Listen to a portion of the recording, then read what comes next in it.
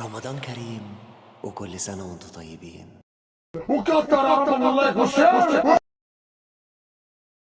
مثل كل سنة بيجي الشهر الفضيل وبتبدأ البرامج الرمضانية المنوعة، وبهالفيديو راح نحكي عن البرامج اللي راح نشوفها بالموسم الرمضاني الجاي.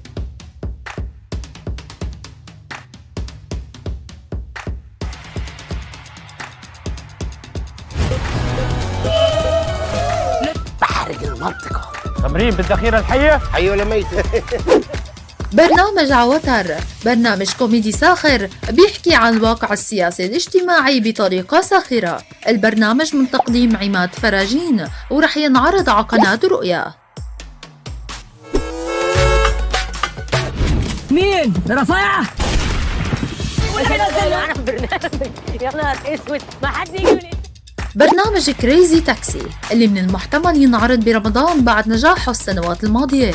برنامج كريزي تاكسي عبارة عن سواق تاكسي مختل، وبكل حلقة من البرنامج بيجسد شخصية معينة، فرح نشوف 30 شخصية بالبرنامج، وكل شخصية إلها كاركتير مختلف. فكرة البرنامج إنه يعصب الركاب وينرفزهم.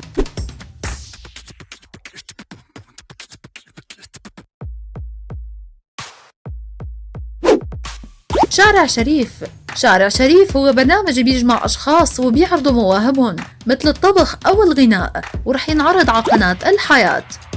أكثر من 180 جائزة بالإضافة للجائزة الكبرى سيارة رينو ستيب واي.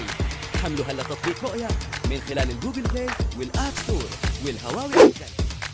مسابقة رؤيا، المسابقة اللي بتعتبر مميزة بشهر رمضان، وهي عبارة عن مسابقات بتتضمن أسئلة متنوعة. البرنامج مليء بالحماس والإثارة والعديد من الجوائز والهدايا القيمة، ورح نشوف البرنامج على قناة رؤيا.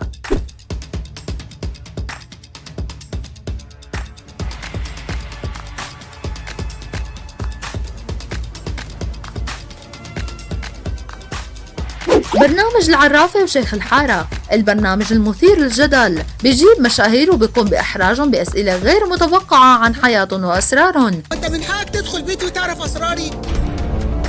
انا هعتذر وهقوم، معلش. انا بعتذر يا جماعه، انا مش هكمل. اقول لك على سر، السنة دي كمان يعني العرافة وشيخ الحارة، وإن شاء الله نعمل حاجة تليق بيكم وتحبوها وتنجح معاكم، ونلقاكم في رمضان في العرافة وشيخ الحارة. تصبحوا على خير. ده كلام خطير. لا ازاي بتقولي كده؟ لا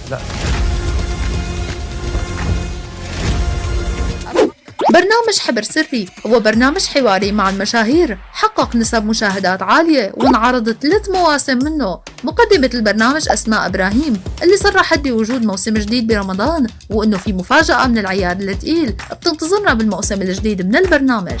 رح ينعرض البرنامج على قناة القاهرة والناس. في رمضان أكيد في حبر سري. كلمينا عن حبر سري في رمضان، مفاجأة من عيار التقيل.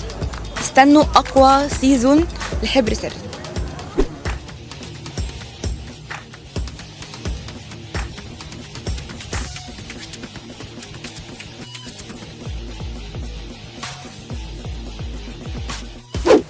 برنامج رامز جلال الجديد، كان في أخبار إنه البرنامج ما رح ينعرض هالسنة بسبب فشل المواسم الأخيرة من البرنامج، ولكن هالخبر مو صحيح.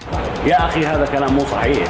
فرح ينعرض هالسنة ويتم تصويره بسنغافورة، ومن المحتمل انه يتم تصويره على الشاطئ، لانه ظهر رامز بفيديو هو عم يحكي وكان على البحر، وحكي انه راجع على السعودية ليحضر افتتاح تصوير فيلمه الجديد.